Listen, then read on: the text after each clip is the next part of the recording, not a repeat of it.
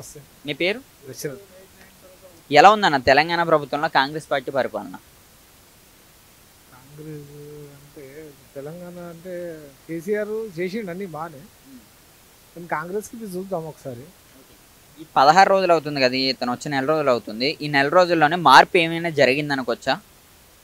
జరిగిందంటే కొంచెం టైం ఇవ్వాలి ఆయనకి. ఇంకోటి ఏంటంటే టీఆర్ఎస్ చేసిండు, జనాలకు బి కొంచెం తెలిసి రావాలి కేసీఆర్ అంటే ఏందనేది.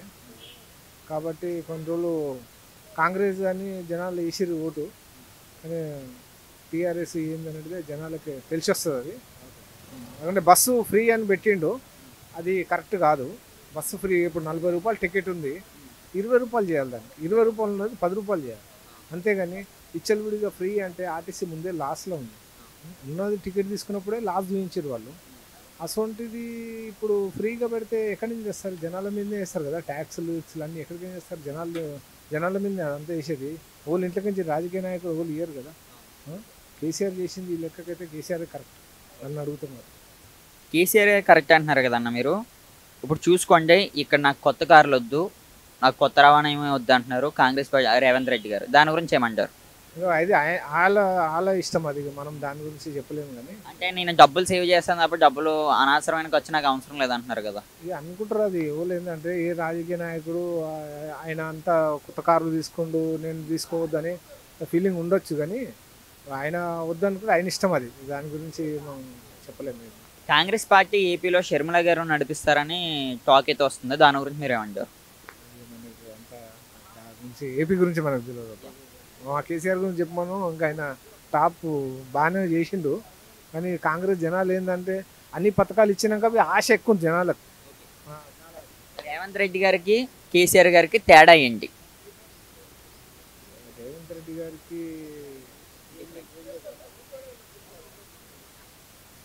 ఏజ్లో కాదన్నా, అలా చేసే వర్క్లో ఏంటి తేడా? అంటే నాలెడ్జ్ అవ్వచ్చు, అంటే ఇతను డెవలప్ చేస్తాడు, ఇతను డెవలప్ చేయడు, ఆ విషయంలో అది ఏం వస్తుంది, నేను దాని గురించి చెప్పలేను. కానీ అయితే ఒక మాటలో కేసీఆర్ గారి మీద మీ అభిప్రాయం ఏంటి?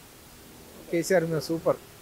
ఆయన కేసీఆర్ ఏంటంటే ఆయన నెక్స్ట్ కేటీఆర్ సీఎం అవుతుండే నెక్స్ట్ ప్రభుత్వం ఉంటే, కాకపోతే అంటే జనాలు ఓటేయకుండా అది ఏదో అయింది. కానీ మగ్గ పెట్టేసి వాళ్ళకి డబ్బులు పంచి చేసి కాంగ్రెస్ వాళ్ళు చేసిర్రు.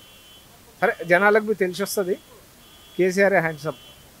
నెక్స్ట్ సతీష్ అమ్మ నా పేరు. ఎలా ఉన్నారన్న? బాగున్నామని బాగున్నారు. కాంగ్రెస్ పార్టీ ప్రభుత్వం మీద మీ అభిప్రాయం ఏంటి? అభిప్రాయం అంటే ఇప్పుడు వచ్చింది నెల 2 నెలలు కూడా కాలేదు కదమ్మా. ఇదేది పథకాలని చెప్పారు కదా, ఉచిత 6 ఉచితాలు అనేది. వాళ్ళు ఇంకా గవర్నమెంట్లో అసలు ఇంకా స్టడీ చేయలేదు. ఏ ఉద్దేశంతో వాళ్ళు ఏమంటారు, బడ్జెట్ ఎంత వస్తుంది, ఎంత రాబడి ఉంది, ఎంత పబ్లిక్ పంచాలి, ఈ ఫ్రీ బస్సు అని పెట్టేసి పబ్లిక్కి చాలామంది విచ్చలవిడిగా బస్సులు ఎక్కేస్తున్నారు ఫ్రీగా ఆడోళ్ళు. అది ఎంతవరకు లాభం అనేది వాళ్ళకి తెలుసు. ఆల్రెడీ కేసీఆర్ ప్రభుత్వం ఉన్నప్పుడే నష్టాల్లో నడుస్తుందని అన్నారు. వీళ్ళు ఎట్లా మెయింటైన్ చేస్తారో ఏమో తెలియదు. ఇంకా రాబోయే వాళ్ళు సెట్ అయ్యేంత వరకు అయితే 1 సంవత్సరం పడుతుంది.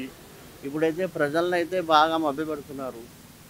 4 నెలలు ఈ పథకాలు అనేసి విచ్చలవిడిగా అప్లికేషన్లు తీసుకుంటున్నారు. వారు ఎంతమందికి ఎప్పుడు ఇస్తారో ఏం కథనో తెలియదు. ఆల్రెడీ కేసీఆర్ కూడా ఇట్లనే చేశాడు, ఇస్తాంత అప్లికేషన్లు అన్నీ తీసుకున్నారు, ఇంతవరకు ఇవ్వలేదు. మరి ఈ ప్రభుత్వం కూడా ఎట్లా ఏం చేస్తుందో తెలియదు. ఇంకా మాకు ఇంకేం అర్థం కాలేదు ఈ ప్రభుత్వం. ఈ ప్రభుత్వం సెట్ అయ్యేంత వరకు 1 సంవత్సరం పడుతుంది. సంవత్సరం తర్వాత అప్పుడు నేను ఏం చేస్తున్నా అనేది తెలుసు. కాంగ్రెస్ పార్టీలో రేవంత్ రెడ్డి గారి విషయానికి వచ్చేటప్పటికి కొత్త కార్లు వద్దు, ఇవి వ్యాఖ్యలు అయితే చెప్తున్నారు కదా, దాని గురించి మీరు ఏమంటారు? అది ఆయన ఇష్టం అమ్మా, ఆయన ఏ ఉద్దేశంతో అన్నాడు. ఎందుకంటే ఆయన ఏం అన్నది, కానీ కార్ల గురించి అంటే ఆయన ఇష్టం, ఆయన అభిప్రాయం, ఆయన ఇష్టం. ప్రజల్లో ఆయనకున్న అభిమానంతో ఆయన సెక్యూరిటీ పరంగా వద్దు, నాకు నా సొంత కార్లనే వెళ్తానని ఆయన అన్నాడు.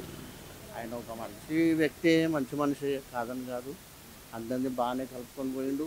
అన్న ఇప్పుడు ఇస్తున్నారు కదా, ఇప్పుడు ఐటీ జాబ్స్ కానీ ఇప్పుడు ఐటీ మినిస్టర్ ఎవరో కూడా ఇంకా క్లారిటీ అయితే లేదు తెలంగాణలో. లేదమ్మా, ఇప్పటికి క్లారిటీ లేదు. చెప్తున్నాను కదా, ప్రభుత్వానికి ఇంకా క్లారిటీ లేదు. ఇస్తామని అంటున్నారు. ఇప్పుడు ఏం చెప్పలేం. ఒక్క సంవత్సరం ఇంతవరకు